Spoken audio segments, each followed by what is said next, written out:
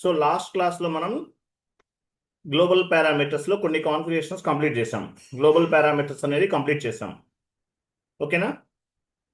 So global parameters, so ఇక్కడ కనిపించే configurations అన్నీ కూడా maintain physical year variant, assign company code to physical year, ఇవన్నీ కూడా కంప్లీట్ చేసేసాం. సో వీటికి సంబంధించిన నోట్స్ అనేది డిస్కస్ చేద్దాం. సో ఈరోజు చెప్పే క్లాస్ ఒక్కటే మీకు కొంచెం టఫ్గా ఉంటుంది, మిగిలిన క్లాసెస్ అన్నీ ఈజీగా ఉంటాయి, డోంట్ వరీ. సో ఈరోజు నేను చెప్పే నోట్స్ ఎక్స్ప్లెనేషన్ అనేది కొంచెం న్యూస్లో ఉండండి ప్లీజ్. సో ఈరోజు నేను చెప్పే నోట్స్ ఎక్స్ప్లెనేషన్ అనేది కొంచెం టఫ్గా అనిపిస్తుంది, ఈజీనే, బట్ ఇంటర్వ్యూ పాయింట్ ఆఫ్ వ్యూలో ఏమేమి క్వశ్చన్స్ అడుగుతారు, అలాగే ఇంటర్వ్యూలో ఎలా ఆన్సర్ చేయాలి, అవన్నీ కూడా కవర్ చేస్తాను. కొంచెం లిటిల్ బిట్ టఫ్గా అనిపిస్తుంది, నేను చెప్పాలి కాబట్టి కొంచెం డెప్త్గా చెప్తున్నాను. కానీ మీరు అంత డెప్త్గా ప్రిపేర్ అవ్వాల్సిన అవసరం లేదు, బట్ మీకు డెప్త్ నాలెడ్జ్ ఉంటే బెటర్. సో దాని పర్పస్ నేను కొంచెం డెప్త్గానే చెప్తాను. ఇంటర్వ్యూలో అంత డెప్త్గా మీరు ఆన్సర్ చేయాల్సిన అవసరం ఉండదు. సో మీకు బేసిక్ ప్లాట్ఫామ్ అనేది స్ట్రాంగ్గా ఉంటే మీకు నాలెడ్జ్ అనేది పర్ఫెక్ట్గా ఉంటుంది. సో దాని పర్పస్ నేను ఎక్స్ప్లెనేషన్ చెప్తున్నాను. సో మీకు ఒక షీట్ ఫార్వర్డ్ చేస్తున్నాను, ఒక షీట్ అనేది ఫార్వర్డ్ చేస్తున్నాను. సో ఈ షీట్ ఓపెన్ చేయండి, 1 minute.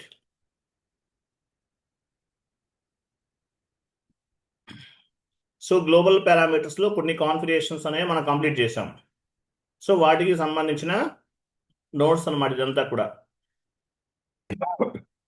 ఒక షీట్ ఒకటి ఫార్వర్డ్ చేస్తున్నాను, 1 minute. సో ఈ నోట్స్ అంతా చదవాలి. నేను ఏమైతే మీకు నోట్స్ ప్రొవైడ్ చేస్తున్నానో ఈ నోట్స్ నుండే మీకు 80% of the interview based questions and answers అనేవి ఇంటర్వ్యూలో కవర్ అవుతాయి. ఈ నోట్స్ అంతా చదవండి. మామూలుగా మెటీరియల్ ఫార్వర్డ్ చేస్తే ఒక 600 పేజెస్ ఉంటుంది, అదంతా చదవాలంటే చాలా టైం టేకింగ్ ప్రాసెస్. కాబట్టి నోట్స్ చదువుకోండి, మీకు సింపుల్ వేలో 80% ఆఫ్ ది నాలెడ్జ్ అనేది వస్తుంది. ఇంటర్వ్యూలో కూడా 80% నేను చెప్పే నోట్స్ నుండే మిమ్మల్ని ఇంటర్వ్యూ క్వశ్చన్స్ అండ్ ఆన్సర్స్ అనేవి అడుగుతారు. ఓకేనా? వెళ్ళండి, చాట్ బాక్స్లో ఒక నోట్స్ ఫార్వర్డ్ చేశాను, ఓపెన్ చేయండి.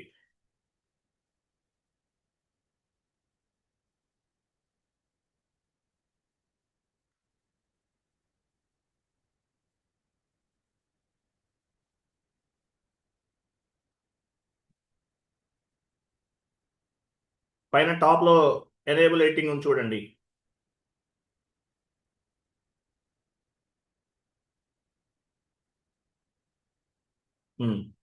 సో ఈసీసీ అయినా S/4HANA అయినా నేను చెప్పే క్లాస్ అనేది ఒకేలా ఉంటుంది.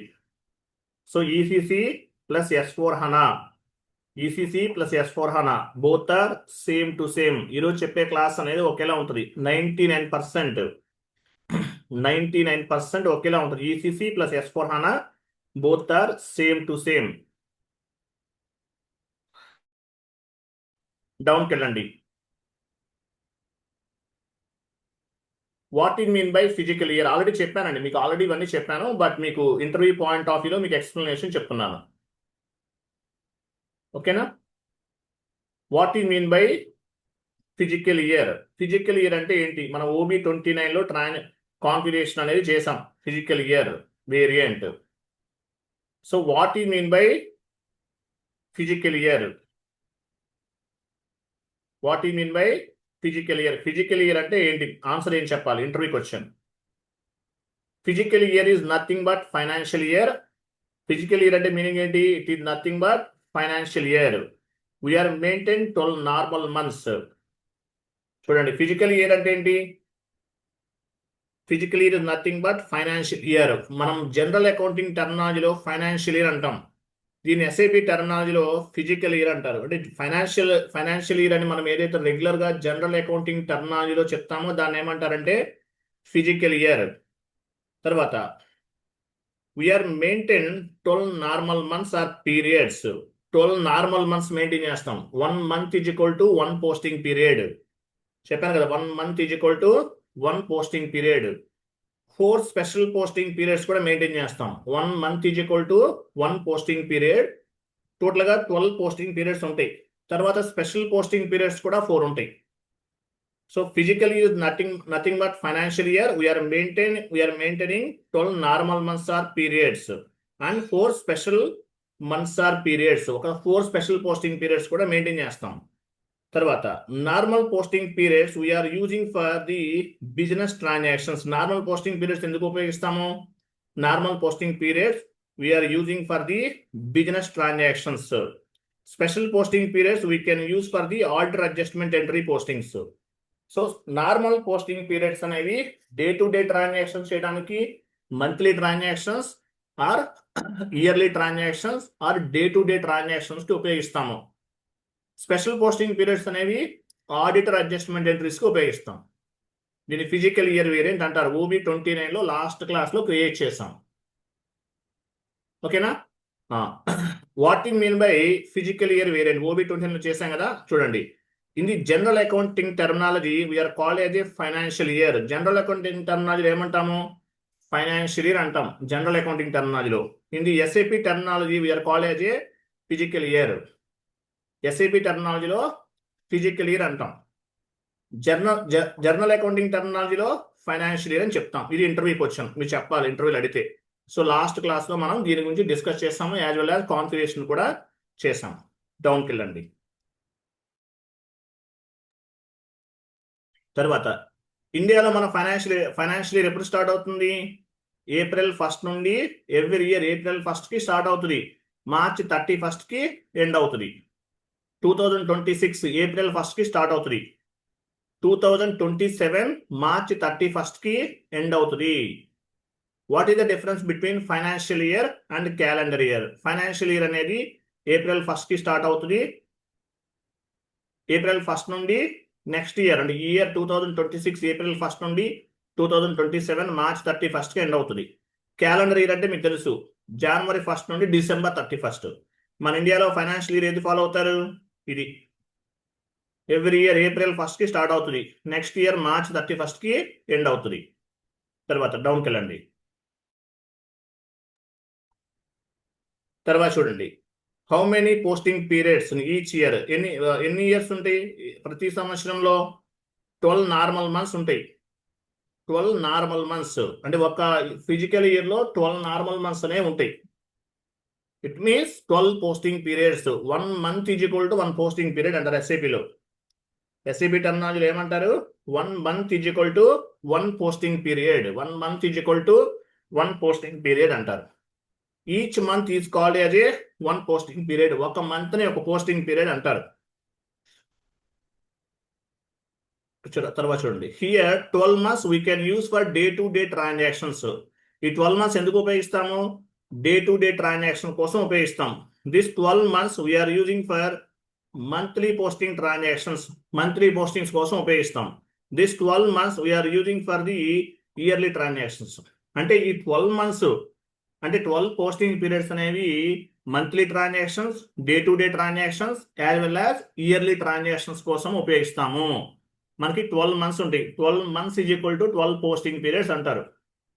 ఎస్ఐపిలో మనకి 12 మంత్స్ ఉంటాయండి. మనం మంత్స్ అనేది యూజ్ చేయకూడదు. As per SIP terminology each period each month is equal to 1 period. 1 month is equal to 1 posting period. కాబట్టి ఎస్ఐపిలో మనం మంత్ అనే లెటర్ యూజ్ చేయకూడదు. సారీ, మంత్ అనే పదాన్ని ఉపయోగించకూడదు. ఏమనాలి? పోస్టింగ్ పీరియడ్ అంటారు. Posting period.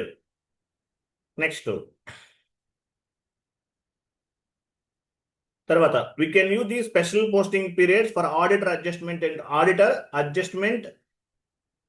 We are using special posting periods for auditor corrections. ఎందుకు ఉపయోగిస్తాము? మనకి 12 మంత్స్ ఉన్నాయి, ఎక్స్ట్రా 4 స్పెషల్ పోస్టింగ్ పీరియడ్స్ ఉన్నాయి. ఎందుకు ఉపయోగిస్తాము? ఆడిటర్ అడ్జస్ట్మెంట్ ఎంట్రీస్ కోసం ఉపయోగిస్తాం. తర్వాత కొంచెం డౌన్కి వెళ్ళండి. సో ఈ 12 వెయిట్ అంత ఫుల్ ఓకే 1 మినిట్.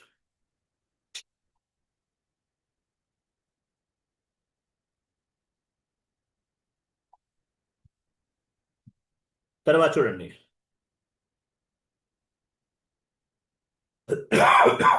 సో మనం ఈ 12 మంత్స్ ఎందుకు ఉపయోగిస్తాము? ఈ 12 మంత్స్ స్పెషల్ పోస్టింగ్ పీరియడ్స్ అనేవి ఎందుకు ఉపయోగిస్తాము? ఆడిటర్ కరెక్షన్స్ ఉపయోగిస్తాం. After complete the posting period after complete the posting periods posting periods అనేవి కంప్లీట్ అయిపోయినాయి. కంప్లీట్ అయిన తర్వాత ఏం చేస్తారు యాక్చువల్గా? చార్టర్డ్ అకౌంట్ అనేవాళ్ళు మన ఆఫీస్కి వస్తారు. ఆఫీస్కి వచ్చి బుక్స్ ఆఫ్ ది అకౌంట్స్ అన్నింటినీ కూడా వెరిఫై చేస్తారు. వెరిఫై చేసి ఏమైనా ఆడిటర్ అడ్జస్ట్మెంట్ ఎంట్రీస్ ఏమైనా చేయాలంటే చేస్తారు.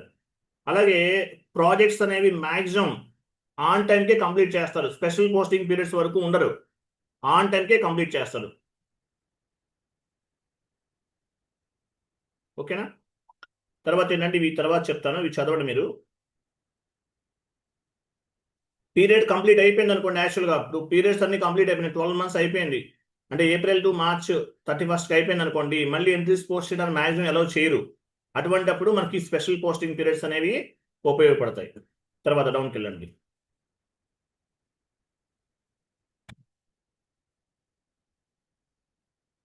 So what are the advantages of the special posting periods? Special posting periods వల్ల అడ్వాంటేజ్ ఏంటి?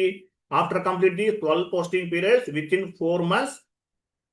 4 months, after complete the 12 posting periods within 4 months, chartered accountant అంటే ఎవరు? CA will came to verify all books of the accounts అన్ని కూడా check చేస్తారు. After complete the 12 posting periods within 4 months, 12 posting periods complete అయిన తర్వాత with in 4 months లో chartered account అనే వాళ్ళు వస్తారు. వచ్చి బుక్స్ ఆఫ్ ది అకౌంట్ ని వెరిఫై చేస్తారు. So we need to post the auditor adjustment entries. Auditor adjustment entries అనేవి పోస్ట్ చేయాల్సి వస్తుంది. It means so auditor adjustment entries అనేవి పోస్ట్ చేయాల్సి వస్తుంది. అటువంటి సిచ్యువేషన్ లో we are using the special posting periods for the auditor adjustment entry postings. అలాగే 99% companies అనేవి ఈ స్పెషల్ పోస్టింగ్ పీరియడ్స్ యూజ్ చేయవు, ఆన్ టైంలోనే కంప్లీట్ చేస్తాయి. ప్రాజెక్ట్ లేట్ అయితే ఏమవుతుంది? 4 months డిలే అయితే ఏమవుతుంది? కంపెనీ వాళ్ళకి extra payment, employees extra salaries pay చేయాలి. గవర్నమెంట్ రిపోర్ట్స్ అనేది ఫైనాన్షియల్ ఎండింగ్ కల్లా సబ్మిట్ చేసేయాలి. 4 months లేట్ అయితే చాలా ఖర్చు అవుతుంది. శాలరీస్ అవి పే చేయాలి. మళ్ళీ కంపెనీకి 2-3 crores బర్డెన్ అవ్వచ్చు. సో అందువల్ల ఏంటంటే ఆన్ టైంకి కంప్లీట్ చేస్తారు. 99% of the companies they cannot use the special posting periods. Maximum 99% on టైంలోనే కంప్లీట్ చేస్తారు. ఓకేనా? అది డౌన్కి వెళ్ళండి. ఇంకా డౌన్కి వెళ్ళండి, అవసరం లేదు, చూడండి. తర్వాత ఏం చేస్తాం మనం? పోస్టింగ్ పీరియడ్ ఓపెన్ OB29 కండి, SAP ఓపెన్ చేసి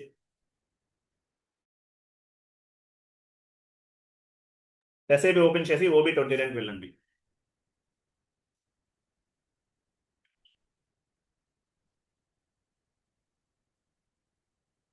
IMG implementation guide OB29 direct వెళ్ళిపోండి. /n OB29 ఇవ్వండి.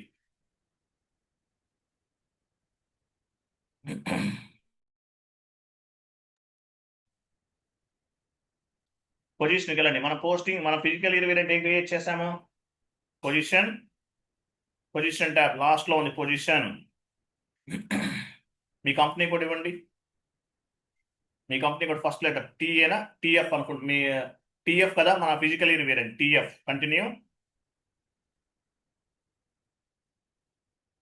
సో ఇది మన పోస్టింగ్ పీరియడ్ వేరియంట్, సారీ మన physical year variant TF. 12 months is equal to 12 posting periods. Special posting periods కూడా తీసుకున్నాం. So TF అనేది సెలెక్ట్ లో ఉంది. పీరియడ్స్ లోకి వెళ్ళండి. TF ని సెలెక్ట్ చేసుకోవాలి. మీ ఫిజికల్ ఇయర్ వేరియంట్ ని సెలెక్ట్ చేసుకోవాలి. పీరియడ్స్ వెళ్ళండి. ఇక్కడ చూసారా? ఇవ్వ April 1st కి స్టార్ట్ అవుతుంది. మన ఫైనాన్షియల్ ఇయర్ ఎప్పుడు? ఏప్రిల్ అనేది ఫస్ట్ మంత్. ఏప్రిల్, మే, జూన్, జూలై, ఆగస్ట్, సెప్టెంబర్ అలా స్టార్ట్ అవుతుంది. ఈ -1 అంటే ఏంటి? ఇయర్ షిఫ్ట్ అని అర్థం. ఇయర్ షిఫ్ట్ అంటే మన ఫైనాన్షియల్ ఇయర్ అనేది 2026 లో స్టార్ట్ అవుతుంది. 2026 లో 2026 April 1st కి స్టార్ట్ అవుతుంది. నెక్స్ట్ ఇయర్ జనవరి, ఫిబ్రవరి, మార్చ్ వరకు ఉంటుంది. మార్చ్ లో ఎండ్ అవుతుంది. సో ఇలా ప్లస్, ఇలా మైనస్ అంటే మీనింగ్ ఏంటి? 2026 కి సంబంధించిన మంత్స్ అని అర్థం. మైనస్ అని -1 అంటే ఏంటి? 2026 కి సంబంధించిన 2027కి వెళ్ళారు అనుకోండి. -1 ఉంటే మీనింగ్ ఏంటి? లాస్ట్ ఇయర్ కి సంబంధించిన అర్థం. ఓకే, పీరియడ్ టెక్స్ట్కి వెళ్ళండి.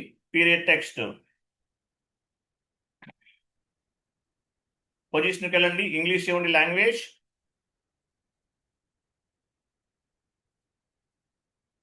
కంటిన్యూ. చూసారా, ఏప్రిల్ అనేది ఫస్ట్ పీరియడ్, ఏప్రిల్ అనేది first period, May second period second month, June third period, July fourth period, August fifth period, September sixth period, October seventh period, ఇట్లా. ఓకేనా? దీన్ని ఏమంటారు?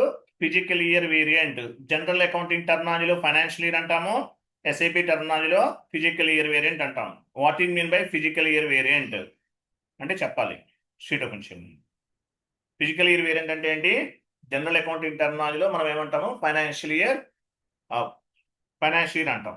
ఎస్ఐపి టర్మినాలజీలో ఫిజికల్ ఇయర్ వేరియంట్ అంటాం. Physical year variant ఏం చేస్తుంది? Months ఇవన్నీ కూడా క్యాల్కులేట్ చేస్తుంది. ఎనీవే, తర్వాత ఏం చేస్తాం మనం? మన కంపెనీ కోడ్కి మన ఫిజికల్ ఇయర్ వేరియంట్ ని అసైన్ చేస్తాం. Assign means linked between one or more objectives. In SAP FI all objectives directly or indirectly we will assign or mapping to our company code. So ప్రతిదీ కూడా direct కావచ్చు, indirect కావచ్చు, మన company కోడ్కి assign చేస్తాం. OB29కి వెళ్ళండి. OB29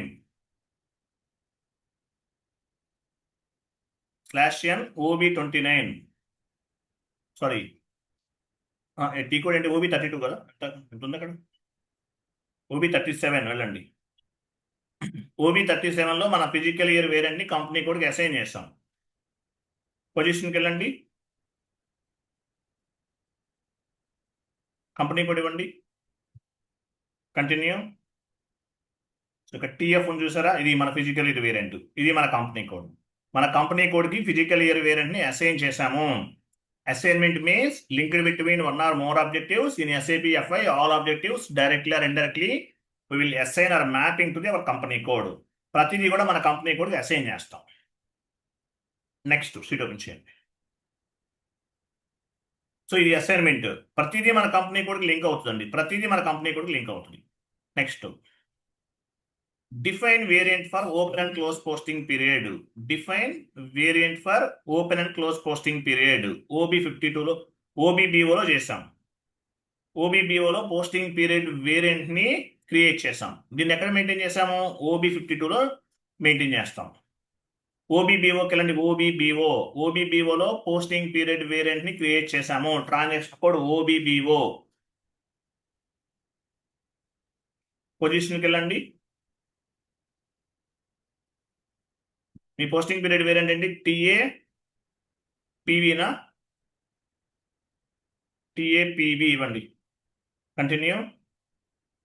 ఇదిగో మీ posting period variant, ఇది మన కంపెనీ కోడ్ లాస్ట్లో ఎంటర్ చేసుకున్నాం, గుర్తుండాలని. సో దీన్ని ఎక్కడ మెయింటైన్ చేస్తాం? OB52లో మెయింటైన్ చేస్తాం. వెళ్ళండి, OB52.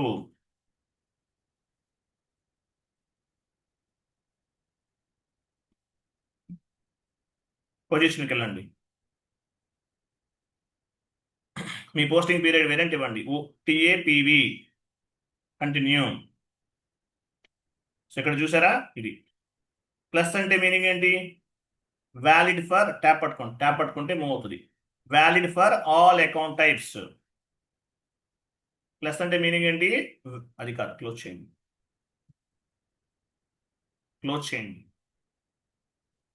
క్లోజ్ అంటే ఇది మీకు అక్కడ. సో ట్యాప్ పట్టుకోండి, కర్సర్ ట్యాప్ పట్టుకుంటే కనిపిస్తుంది. అలా మీరు ఒకసారి పట్టుకోండి, అన్నిసార్లు ప్రెస్ చేస్తే వెళ్ళిపోతుంది. One step. ఇక్కడ ప్లస్ ఉంది చూసారా, ప్లస్ ఉంది. ప్లస్ అంటే valid for all account type. ఇక్కడ ఏమేమి వస్తుంది? డ్రాప్ డౌన్ చేస్తే A అంటే అసెట్స్, D అంటే కస్టమర్స్, K అంటే వెండర్, M అంటే మెటీరియల్, S అంటే జనరల్ లెడ్జర్ అకౌంట్. సో ఇక్కడ టోటల్గా ఎన్ని మంత్స్ ఉన్నాయి? ఇక్కడ పోస్టింగ్ పీరియడ్ వేరియంట్ ఎలా మెయింటైన్ చేస్తాము? 2026 ఫైనాన్షియల్ ఇయర్. 1 అంటే ఏంది? ఫస్ట్ పీరియడ్ అని అర్థం. 2 అంటే 12th పీరియడ్ అని అర్థం. 1 అంటే ఫస్ట్ పీరియడ్, 2 అంటే 12th పీరియడ్. ఇక్కడ 12 పీరియడ్స్ని కూడా ఓపెన్ చేసేస్తాం.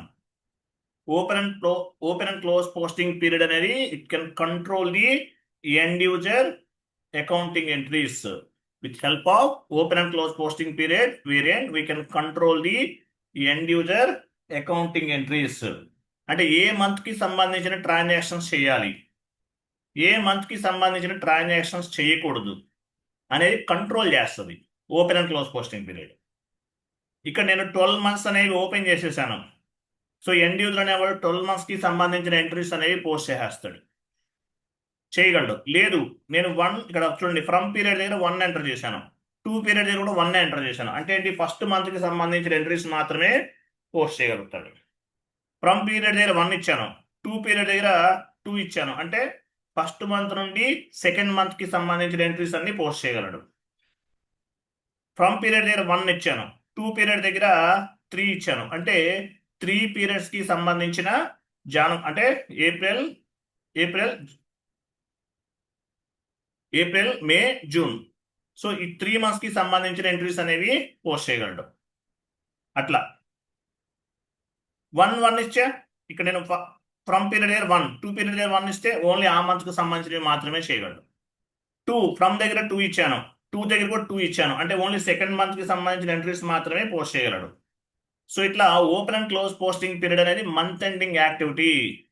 Every month end we need to take approval from the specific manager, close the current period and open the upcoming period. అంటే కరెంట్ పీరియడ్ ని క్లోజ్ చేసేసి అప్కమింగ్ పీరియడ్ ని open చేస్తాం. చేసినప్పుడు మాత్రమే ఎండ్ యూజర్ అనేవాడు అకౌంటింగ్ ఎంట్రీస్ ని post చేయగలుగుతాడు. Open and close posting period control the end user accounting entries. End user accounting entries ని కంట్రోల్ చేయడానికి ఉపయోగపడుతుంది open and close posting period అనేది. లేకపోతే మనం కంట్రోల్ చేయలేము, అంటే మన ఎంట్రీస్ అనేవి పోస్ట్ చేయలేము. ఎండ్ యూజర్ అకౌంటింగ్ ఎంట్రీస్ ఎవరు కంట్రోల్ చేయగలరు? Open and close posting period activity ద్వారా కంట్రోల్ చేయగలుగుతాం. సో ఇక్కడ రెగ్యులర్ పోస్టింగ్ పీరియడ్స్ అనేవి ఆటోమేటిక్గా రిఫ్లెక్ట్ అవుతాయి. ఎంట్రీ పోస్ట్ చేసే టైంలో ఎంట్రీ పోస్ట్ చేస్తున్నాడు ఎండ్ యూజర్, ఆటోమేటిక్గా రిఫ్లెక్ట్ అవుతాయి. ఎంట్రీ పోస్ట్ చేసే టైంలో ఆటోమేటిక్గా రిఫ్లెక్ట్ అవుతాయి. అలా కాదు, స్పెషల్ పోస్టింగ్ పీరియడ్స్ అనేవి మాన్యువల్గా ఎంటర్ చేయాలి. రెగ్యులర్ పోస్టింగ్ పీరియడ్స్ అనేవి ఆటోమేటిక్గా రిఫ్లెక్ట్ అవుతాయి. Regular posting periods it will be updated automatically at the time of the accounting entry posting. Special posting periods అనేవి ఏం చేయాలి, మనం ఎంటర్ చేయాలి, మాన్యువల్గా ఎంటర్ చేయాలి. చేస్తేనే ఎంట్రీస్ అనేవి పోస్ట్ చేయగలుగుతాం. బట్ స్పెషల్ పోస్టింగ్ పీరియడ్స్ అనేవి మ్యాక్సిమం 99% ఏ కంపెనీలో కూడా మ్యాక్సిమం యూజ్ చేయరు. వెరీ రేర్ సిచ్యువేషన్లో మాత్రమే ఉపయోగిస్తారు ఈ స్పెషల్ పోస్టింగ్ పీరియడ్స్ అనేవి. 99% యూజ్ చేయరు, వెరీ రేర్ సిచ్యువేషన్లో మాత్రమే ఉపయోగిస్తారు. ఓకేనా? Open and close posting period అనేది ఎండ్ యూజర్ అకౌంటింగ్ ఎంట్రీస్ ని కంట్రోల్ చేస్తుంది. Open and close posting period activity is the month ending activity. Sheet open చేయండి. ఓకేనా? చూడండి, OB52లో చేసాం కదా, మెయింటైన్ చేస్తున్నాం కదా open and close posting period ని. In the real time projects open and close posting period 1 minute. In the real-time projects, open and close posting period activities, month-ending activity అండి. డౌన్కి వెళ్ళండి. Every month end we need to take approval from the, చూడండి ఇక్కడ ఏముంది, every month end we need to take approval from the specific manager. దగ్గర నుండి approval తీసుకోవాలి. దీన్ని ఏమంటారు, అప్రూవల్ ఏమంటారు? Proof of evidence. ఈ అప్రూవల్ తీసుకునే దాన్ని ఏమంటారు? ప్రూఫ్ ఆఫ్ ఎవిడెన్స్ అంటారు. ప్రూఫ్ ఆఫ్ ఎవిడెన్స్ లేకుండా ఏమీ చేయకూడదు. ప్రూఫ్ ఆఫ్ ఎవిడెన్స్ లేకుండా చేశారనుకోండి, మీ జాబ్లోంచి మీరు ఎలిమినేట్ అవుతానికి ఛాన్స్ ఉంటుంది. So every month end we need to take approval from the specific manager and close the current period, open the upcoming period. Current period ని క్లోజ్ చేసి అప్కమింగ్ పీరియడ్ ని అప్కమింగ్ పీరియడ్ ని open చేయాలి. This is responsibility of SAP FICO consultant or S/4HANA simple finance consultant. ఈ responsibility ఎవరిది? Open and close posting period చేయడం అనేది responsible for the SAP FICO consultant. SAP FICO consultant అవ్వచ్చు, లేదంటే S/4HANA simple finance consultant అయినా అవ్వచ్చు. మీరు ECCలో work చేస్తుంటే SAP FICO కన్సల్టెంట్ అంటారు. అదే మీరు S/4HANAలో వర్క్ చేస్తుంటే S/4HANA సింపుల్ ఫైనాన్స్ కన్సల్టెంట్ అంటారు. ఈసీసీలో పనిచేస్తుంటే SAP FICO కన్సల్టెంట్ అంటారు. S/4HANAలో పనిచేస్తుంటే S/4HANA సింపుల్ ఫైనాన్స్ కన్సల్టెంట్ అంటారు. This activity is called month ending activity. ఈ open and close posting period యాక్టివిటీని మంత్ ఎండింగ్ యాక్టివిటీ అంటారు. Open and close posting period is control by the document entry postings or accounting entry postings. అంటే ఏంటి? Document entry post చేయాలంటే, అంటే end user అనేవాడు document ని post చేయాలంటే period ని మీరు ఓపెన్ చేయాలి. చేయకుండా ఎంట్రీస్ పోస్ట్ అవ్వవు, ఎర్రర్స్ ఫామ్ అయిపోతాయి. ఎర్రర్ అనేది ఫామ్ అవుతుంది. ఎంట్రీని పోస్ట్ చేయాలంటే డాక్యుమెంట్ ని మ్యాండేటరీగా ఓపెన్ చేయాల్సిందే, పీరియడ్ ని ఓపెన్ చేయాల్సిందే. Open and close posting period is controlled by document entry postings or accounting entry postings. Document entry postings ని కంట్రోల్ చేయాలి, చేస్తుంది open and close posting period అనేది. నెక్స్ట్, అలాగే ఒక పోస్టింగ్ పీరియడ్స్ అనేది మల్టిపుల్ కంపెనీ కోడ్స్ కూడా assign చేసుకోవచ్చు. మీరు ఒకటి క్రియేట్ చేశారు, మీ కంపెనీలో మీరు ఒక 5 కంపెనీ కోడ్స్ పైన వర్క్ చేస్తున్నారు. సో ఒక పోస్టింగ్ పీరియడ్ అనేది మల్టిపుల్ కంపెనీ కోడ్స్ కూడా అసైన్ చేసుకోవచ్చు. బట్ ఇండియన్ కంపెనీస్ అయి ఉండాలి, ఆ ప్రాజెక్ట్ ఇండియాకి సంబంధించింది అయి ఉండాలి. తర్వాత ADKMS చెప్పాను కదా. ADKMS అంటే ఏంటి? అకౌంట్ టైప్ అని అర్థం. A అంటే అసెట్స్, D అంటే కస్టమర్స్, K అంటే వెండర్, M అంటే మెటీరియల్, S అంటే జనరల్ లెడ్జర్ అని అర్థం. ADKMS డౌన్కి వెళ్ళండి. అకౌంట్ టైప్ కూడా ఇంపార్టెంట్, గుర్తుపెట్టుకోవాలి. తర్వాత ఏం చేసాం? దీన్ని కంపెనీ కోడ్కి అసైన్ చేసాం. Open and close posting period వేరెంట్ని కంపెనీకి అసైన్ చేసాం. Assignment means linked between one or more objectives in SAP FI. All objectives directly or indirectly we will assign or mapping to the our company code. Assign చేసాం.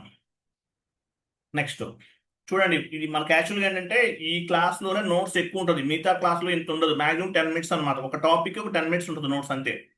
ఇది కొంచెం length starting కాబట్టి మీకు ఈ global పారామీటర్స్కి notes అనేది ఎక్కువగా ఉంటుంది. But నేర్చుకుంటే చాలా బెనిఫిట్ మీకే. SAP ఈజీగా అర్థమవుతుంది. ఫస్ట్ 10 days ఇంపార్టెంట్, మిగతావన్నీ ఆడుతూ పాడుతూ చేసేయచ్చు. Next, define field status variant.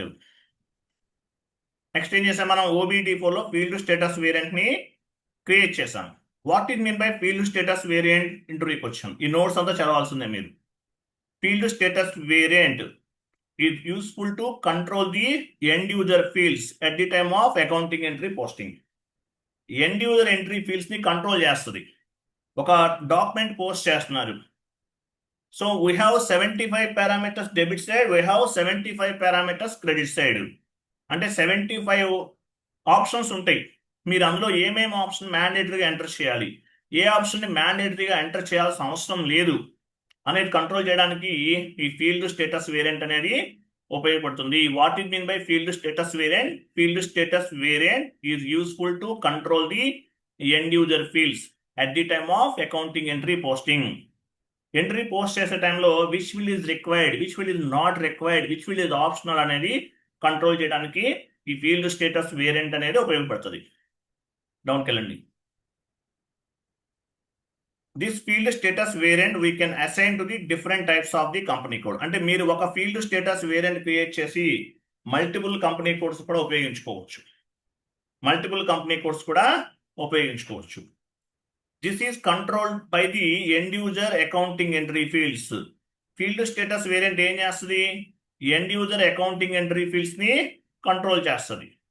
At the time of accounting entry posting, which field is required, which field is surplus, which field is display, we can configure from the field status variant. చూడండి, at the time of accounting entry posting, which field is required, which field is suppressed, which field is displayed, or which field is optional, we can control from the field status variant. Field status variant నుంచి control చేస్తాం. Example OBC4కి వెళ్ళండి. OBC4/N OBC4.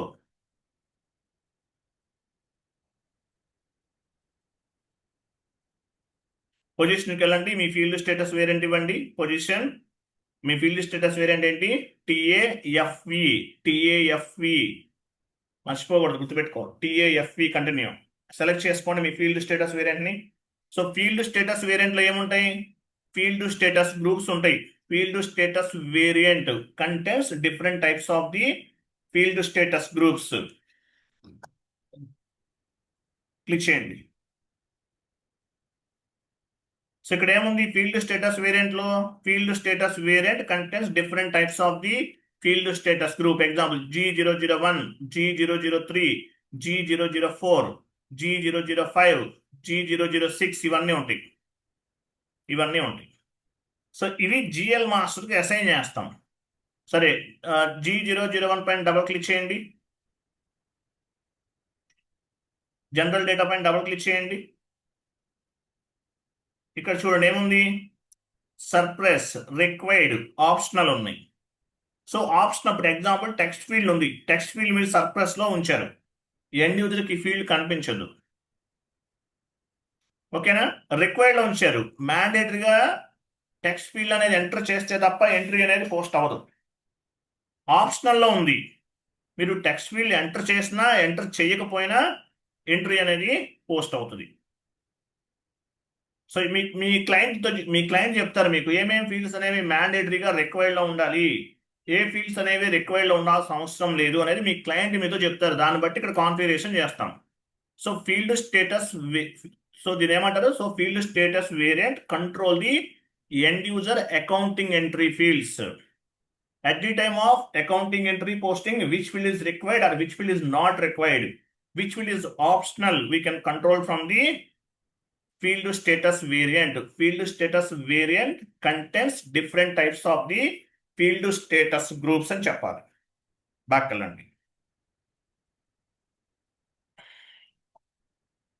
Additional account అసైన్మెంట్కి వెళ్ళండి. Sorry, G001 పైన click చేయండి. Additional account assignment ఇక్కడ కూడా ఉన్నాయి. చూసారా? డిఫరెంట్ ఫీల్డ్స్ ఉన్నాయి. ఇవన్నీ డిఫరెంట్ ఫీల్డ్స్ ఉన్నాయి. సో ఏ ఫీల్డ్ అనేది రిక్వైర్డ్, ఏ ఫీల్డ్ అనేది సర్ప్లస్, ఏ ఫీల్డ్ అనేది ఆప్షనల్ అనేది మనం కాన్ఫిగరేషన్ చేస్తాం. బాక్కెళ్ళండి. తర్వాత పేమెంట్ ట్రాన్సాక్షన్స్కి వెళ్ళండి. ఇవన్నీ చాలా ఉంటాయండి. చూసారు? ఇక్కడ సర్ప్లస్ ఉంది, రిక్వైర్డ్ ఉంది, ఆప్షనల్. సో మీరు వ్యాలిడేట్ రిక్వైర్డ్లో వస్తే ఎండ్ యూజర్ అనేవాడు మ్యాండేటరీగా వ్యాలిడేట్ ఫీల్డ్ని ఎంటర్ చేయాలి ఎంట్రీ పోస్ట్ చేసే టైంలో. అది ఆప్షనల్లో ఉంటే ఎంటర్ చేసినా వ్యాలిడేట్ ఎంటర్ చేసినా ఎంటర్ చేయకపోయినా ఎంట్రీ అనేది పోస్ట్ అవుతుంది. ఇట్లా 75 పారామీటర్స్ ఉంటాయి. We have 75 parameters debit side and we have 75 parameters from credit side ఉంటాయి. సో ఇవి ఏమేమి ఇన్పుట్స్ ఇవ్వాలనేది మనం బ్యాక్ ఎండ్ లో కంట్రోల్ చేస్తాం. దాన్ని బేస్గా చేసుకుని ఎండ్ యూజర్ అనేవాడు ఎంట్రీస్ అనేవి పోస్ట్ చేస్తాడు. షీట్ ఓపెన్ చేయండి. ఓకేనా? ఇది తర్వాత చూడండి. Field status group is part of the field status variant. Field status group variant లో ఫీల్డ్ స్టేటస్ గ్రూప్స్ ఉంటాయి.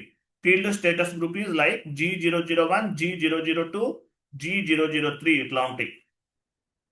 తర్వాత we will assign the GL accounts.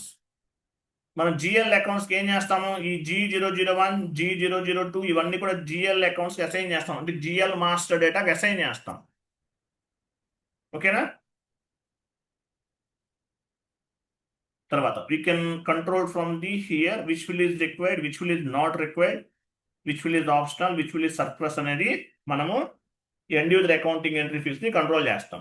Based on the field status variant we can control the end user accounting entry fields at the time of accounting entry posting. Which field is required, which field is not required, which field is optional, which field is display అనేది మనం control చేస్తాం. As a end user గా control చేస్తాం. ఒక transaction చేస్తున్నారు, ఏమేమి fields మ్యాండేటరీగా ఇవ్వాలి, ఏ fields మ్యాండేటరీగా ఇవ్వాల్సిన అవసరం లేదు, which field is required, which field is not required, which field is optional అనేది కంట్రోల్ చేస్తాం. At the time of accounting entry posting, we have 75 parameters from debit side, we have 75 parameters from credit side. 75 parameters debit side ఉంటాయి, 75 parameters credit side ఉంటాయి. So ఈ parameters control చేయడానికి field status variant అనేది ఉపయోగపడుతుంది. Field status variant contains different types of the field status groups. Okay, డౌన్కి వెళ్ళండి. తర్వాత చూడండి, మీరు ఇంత చెప్పాల్సిన అవసరం లేదు. మీరు what in mean by field status variant అంటే ఒకటే చెప్పండి. With help of field status variant we can control the end user accounting entry fields at the time of accounting entry posting, which field is required, which field is not required, which field is optional, which field is display అనేది control చేస్తామని చెప్పాలి. ఓకేనా? Based on the client requirement, we will select the parameters from debit side and credit side. Each field we have 4 control buttons. ప్రతి field లో 4 control buttons అనేవి ఉంటాయి. 3 ఉన్నాయి యాక్చువల్గా, మీకు నెక్స్ట్ క్లాసెస్ లో 4th వన్ కూడా యాడ్ అవుతుంది. Required, optional, display, surplus. So required, మీరు రిక్వైర్డ్ సెలెక్ట్ చేసుకుంటే మీనింగ్ ఏంటి? రిక్వైర్డ్ లో ఉంచేశారు. If you activate for this specific field, if you activate for this specific field at the time of document entry posting, end user must want to enter the specific field. మీరు required లో configuration చేశారు అనుకోండి, business area మ్యాండేటరీగా required చేశారు అంటే ఏంటి? మ్యాండేటరీగా business area ఇవ్వాల్సిందే. Without those required inputs system will not allowed specific document entry posting. అంటే business area required లో ఉంచారు, మ్యాండేటరీగా ఎంటర్ చేయాల్సిందే ఎండ్ యూజర్ అనేవాడు. ఎంటర్ చేయకుండా ఎంట్రీ పోస్ట్ అవ్వదు. కాస్ట్ సెంటర్ రిక్వైర్డ్ లో ఉంచారు, ఎండ్ యూజర్ అనేవాడు మ్యాండేటరీగా కాస్ట్ సెంటర్ ఎంటర్ చేయాలి, ఎంటర్ చేయకుండా ఎంట్రీ పోస్ట్ అవ్వదు. టెక్స్ట్ ఫీల్డ్ రిక్వైర్డ్ లో ఉంది, మ్యాండేటరీగా టెక్స్ట్ ఫీల్డ్ అనేది ఎంటర్ చేయాల్సిందే, చేయకపోతే ఎంట్రీ పోస్ట్ అవ్వదు. అట్లా. అదే ఆప్షనల్ లో ఉంటే, if you specify any field as a optional, that time if you specify any field as optional, that time లేదంటే at the time of accounting entry posting that particular field is optional. ఆ field అనేది ఇంకా optional అనమాట. You can enter the inputs, or if you cannot enter the inputs, system will be allowed the document entry posting. అంటే మీరు enter చేశారు అనుకోండి, ప్రాపర్గా inputs అనేవి ఎంటర్ చేస్తే, అంటే మీరు ఆప్షనల్లో ఉంటే ఎంటర్ చేసినా ఎంటర్ చేయకపోయినా డాక్యుమెంట్ అనేది పోస్ట్ అవుతుంది. క్లియరా?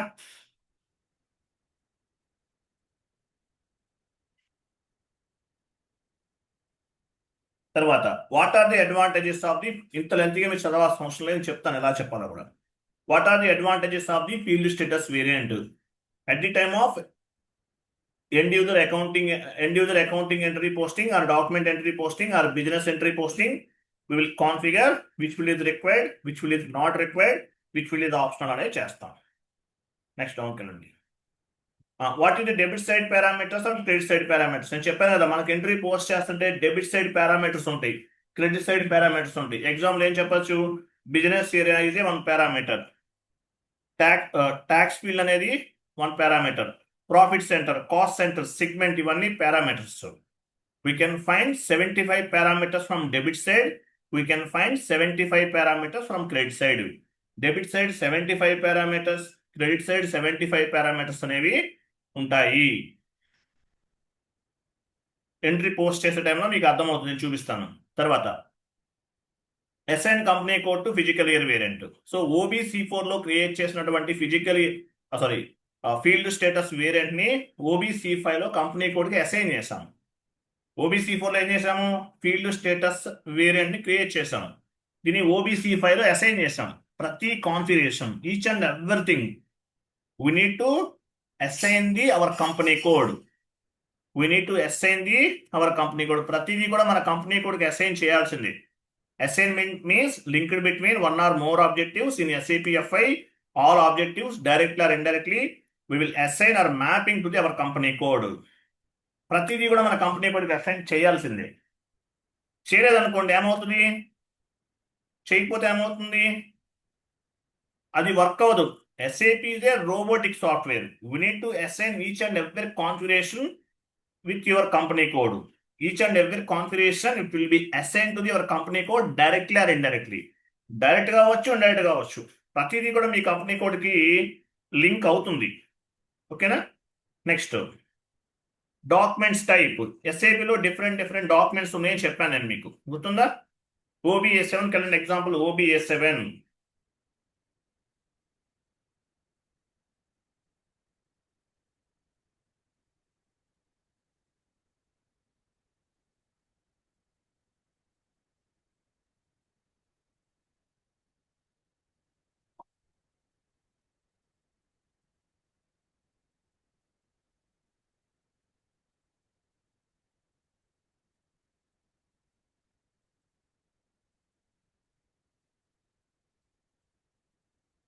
OBA7 క్లోజ్ చేయండి. సో ఇక్కడ ఎన్ని డాక్యుమెంట్స్ ఉన్నాయి ఎస్ఐపిలో? ఎన్ని డాక్యుమెంట్స్ ఉన్నాయి? క్లోజ్ చేయండి. ఇది క్లోజ్ చేయండి. ఎందుకు ఓపెన్ చేసి? ఇవన్నీ ఎన్ని డాక్యుమెంట్స్ ఉన్నాయి ఎస్ఐపిలో? నంబర్ ఆఫ్ డాక్యుమెంట్స్ ఉన్నాయి. మనకి ఏమని చెప్తారు? 99 ఫ్రీ, ఇక్కడ 57 కనిపిస్తున్నాయి. 99 ఫ్రీ డిఫైన్డ్ డాక్యుమెంట్స్ ఏమంటారు? 99 ఫ్రీ డిఫైన్డ్ డాక్యుమెంట్స్ అంటారు. ఎస్ఐపిలో 99 డాక్యుమెంట్స్ ఉన్నాయి. ఫ్రీ డిఫైన్డ్ డాక్యుమెంట్స్ అంటారు. 99 ఫ్రీ డిఫైన్డ్ డాక్యుమెంట్స్ ఉన్నాయి. Document type classifying the accounting entry. ఇవన్నీ standard, universal, standard documents, standard configurations. Sheet open చేయండి. ఇవన్నీ కూడా స్టాండర్డ్ అనమాట. మీరేమి ఓన్గా కావాలంటే క్రియేట్ చేయొచ్చు. న్యూ ఎంట్రీకి వెళ్ళి క్రియేట్ చేస్తాం. So R2R, record to report, అంటే జిఎల్ టీమ్ వాళ్ళు R2Rని హ్యాండిల్ చేస్తారు. జిఎల్ టీమ్ని ఏమంటారు? R2R అంటారు. ఏమేమి డాక్యుమెంట్స్ ఉంటాయి? S A document. ఎస్ఏ అంటే జనరల్ లెడ్జర్. ఏబి అంటే రివర్సల్. తర్వాత ఇది R2Rకి సంబంధించింది. ఇవన్నీ కూడా R2Rకి సంబంధించింది. Next A P document. ఏపీ అంటే account payable, transactions between company and vendor. Vendor అంటే ఎవరు? రా మెటీరియల్ సప్లై చేసేవాళ్ళు, సర్వీస్ ప్రొవైడ్ చేసే వాళ్ళని వెండార్స్ అంటారు. ఎండ్ యూజర్ పాయింట్ ఆఫ్ వ్యూలో P2P అంటారు, procure to pay. Consultant point of వ్యూలో అకౌంట్ పేయబుల్ అంటారు. డిఆర్ డాక్యుమెంట్ అంటే వెండార్ ఇన్వాయిస్. డిజెడ్ డాక్యుమెంట్ అంటే వెండార్ పేమెంట్. కేజీ అంటే కే అంటే మీకు ఇక్కడ కనిపిస్తుంది చూడండి. ఇవి మేజర్. నేను ఇక్కడ కలర్ మార్క్ చేశాను కదా, ఇవి ఇంపార్టెంట్ డాక్యుమెంట్స్. నెక్స్ట్ డౌన్కి వెళ్ళండి. ఏఆర్ అంటే అకౌంట్ రిసీవబుల్. ఏఆర్ అంటే account receivable, transactions between customer and company. O2C, order to cash. End user point of వ్యూలో O2C అంటారు. కన్సల్టెంట్ పాయింట్ ఆఫ్ వ్యూలో అకౌంట్ రిసీవబుల్ అంటారు. డిఏ అంటే ఏంటి? Customer invoice.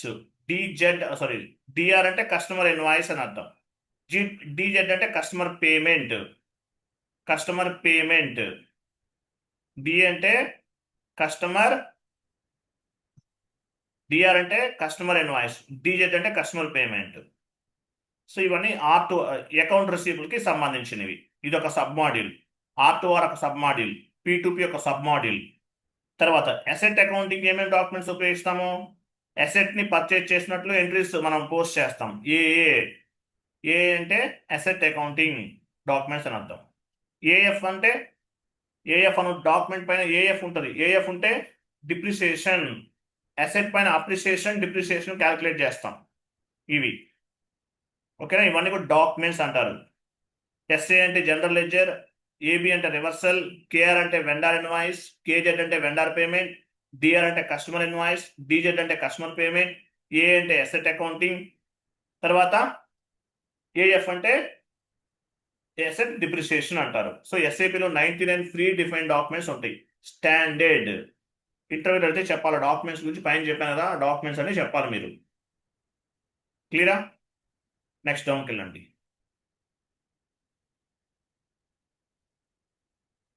ఓకే, డాక్యుమెంట్స్ అన్ని పైన డిస్కస్ చేసాం. డౌన్కి వెళ్ళండి.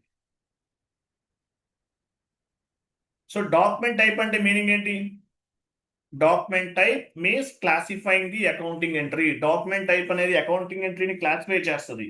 డాక్యుమెంట్ పైన ఎస్ఏ ఉంటే జనరల్ లెడ్జర్, కేఆర్ ఉంటే వెండార్ ఇన్వాయిస్, డాక్యుమెంట్ పైన కేజెడ్ ఉంటే కస్టమర్ ఇన్వాయిస్ క్లియరింగ్, డిఆర్ అంటే కస్టమర్ ఇన్వాయిస్, కేఆర్ అంటే వెండార్ ఇన్వాయిస్, కేజెడ్ అంటే వెండార్ పేమెంట్, డిఆర్ అంటే కస్టమర్ ఇన్వాయిస్, డిజెడ్ ఉంటే customer payment. So document type classifying the accounting entry. అంటే document టైప్ని బేస్గా చేసుకుని అది ఏ type accounting entry find out చేయొచ్చు. అలాగే ఏం చేసాం? డాక్యుమెంట్ టైప్కి నంబర్ రేంజ్ అసైన్ చేసాం. Every document type will assign the one number range. Number రేంజ్ని కూడా అసైన్ చేస్తాం. వెళ్ళండి OBA7కి వెళ్ళండి.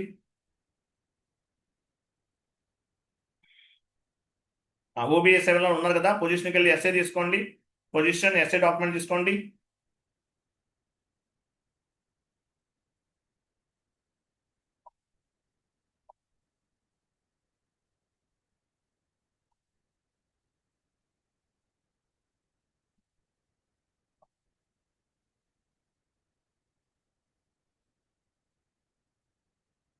ఎస్ఏ పైన డబుల్ క్లిక్ చేయండి.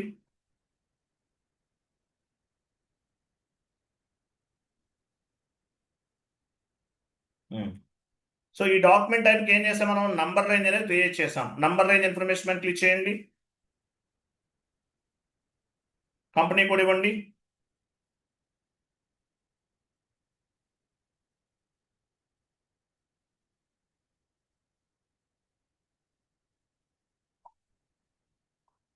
ఇంటర్వెల్ పైన క్లిక్ చేయండి.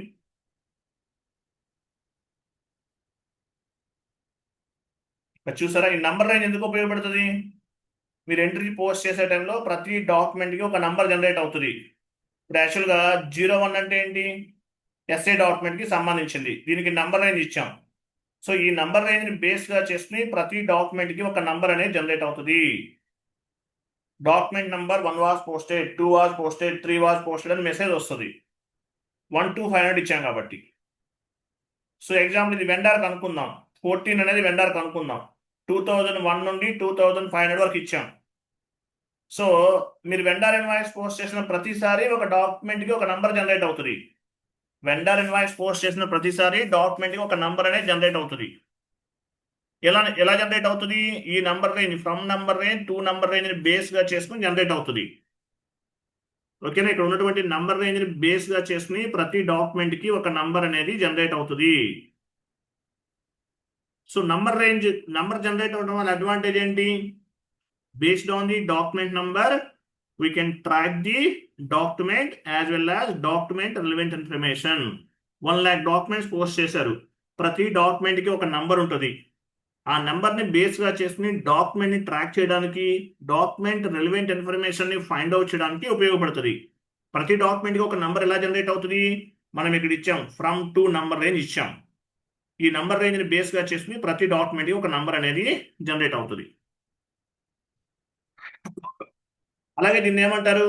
Internal number range system. Internal number range system అంటారు. ఇంకోటి ఉంది ఎక్స్టర్నల్ నంబర్ రేంజ్ సిస్టమ్.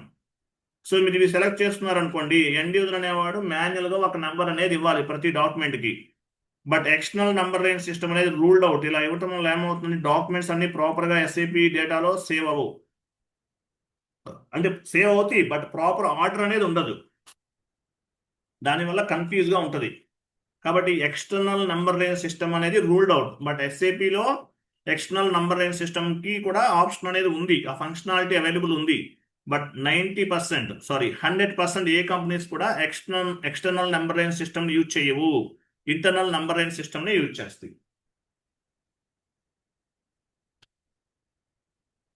ఓకేనా? షీట్ ఓపెన్ చేయండి, చూడండి. For every document type, we will assign one number range. This number range will be reflected on the document at the time of accounting entry posting. Entry post చేసే టైంలో ఒక number అనేది generate అవుతుంది. ప్రతి డాక్యుమెంట్కి ఒక నంబర్ జనరేట్ అవుతుంది. Based on the document entry, చూడండి, based on the document entry చూడండి, based on the document number range, ఇక్కడ మార్చండి, based on the document number range, లేదంటే కరెక్టే ఉంది, చూడండి, బేస్డ్ ఆన్ ది డాక్యుమెంట్ ఎంట్రీని బట్టి చూడండి, డాక్యుమెంట్ టైప్ అంటే చూడండి, based on the document entry we can recognise the accounting entry. For example document పైన ఎస్ఏ ఉంది అనుకోండి, ఎస్ఏ అంటే మీనింగ్ ఏంటి? జనరల్ లెడ్జర్ అని అర్థం. దీనికి 1 to 500 ఇచ్చాను ఎగ్జాంపుల్. ఓకేనా? ఇప్పుడు ఎస్ఏ డాక్యుమెంట్కి నంబర్ ఏమి ఇచ్చాము? 1 to 500 ఇచ్చాం. ఎట్లనే ఇవ్వచ్చు. So based on the document type we can recognise the document. S A ఉంటే జనరల్ లెడ్జర్ అని, కేఆర్ ఉంటే వెండార్ ఇన్వాయిస్ అని, కేజెడ్ ఉంటే వెండార్ పేమెంట్ అని, డిఆర్ అంటే కస్టమర్ ఇన్వాయిస్, డిజెడ్ అంటే కస్టమర్ పేమెంట్. ఇట్లా ట్రాక్ చేయొచ్చు. అలాగే నంబర్ రేంజ్ని బేస్గా చేసుకుని కూడా ప్రతి డాక్యుమెంట్కి ఒక నంబర్ జనరేట్ అవుతుంది. Based on the document number, we can track the document as well as document relevant information. For each document type, we will assign the one number range group. Based on the document number range group, one number will be generated at the time of the accounting entry posting. మనం number range ఇచ్చాం కదా, from number to number ఇచ్చాం కదా, దాన్ని base గా చేసుకుని ప్రతి document కి కూడా ఒక నంబర్ అనేది జనరేట్ అవుతుంది. At the time of accounting entry posting, one number will be generated based on the number range configuration. డౌన్కి వెళ్ళండి. సో నంబర్ రేంజ్ అనేది OBS7 ద్వారా డైరెక్ట్గా ఇచ్చేసాం, లేదంటే FBN1 ద్వారా కూడా చేయొచ్చు. FBN1తో చేసాం కదా, చెప్పాను కదా మీకు. OBS7 కాదు, FBN1 ద్వారా కూడా చేయొచ్చు. సో నంబర్ రేంజ్ వాళ్ళ అడ్వాంటేజ్ ఏంటి? Why do we need to create the number range? Number range వాళ్ళ అడ్వాంటేజ్ ఏంటి? It helps to identify the document and document relevant information. So document number range ఇవ్వటం వల్ల ప్రతి డాక్యుమెంట్కి ఒక నంబర్ వస్తుంది. Document 1 was posted, document 2 was posted, document 3 was posted, ఒక number వస్తుంది. ఈ నంబర్ వల్ల అడ్వాంటేజ్ ఏంటి? Based on the document number we can track the document as well as document relevant information. Number range creation is one kind of the year-ending activity. Number range creation is one of the year-ending activity. Year-ending లో చేస్తారు. కొత్తగా financial year అనేది start అయింది, ఆ టైంలో create చేసుకుంటారు. Next, define tolerance group for employees. OBA4 లో tolerance group అనేది క్రియేట్ చేసాం. వెళ్ళండి OBA4కి వెళ్ళండి. OBA4/n OBA4.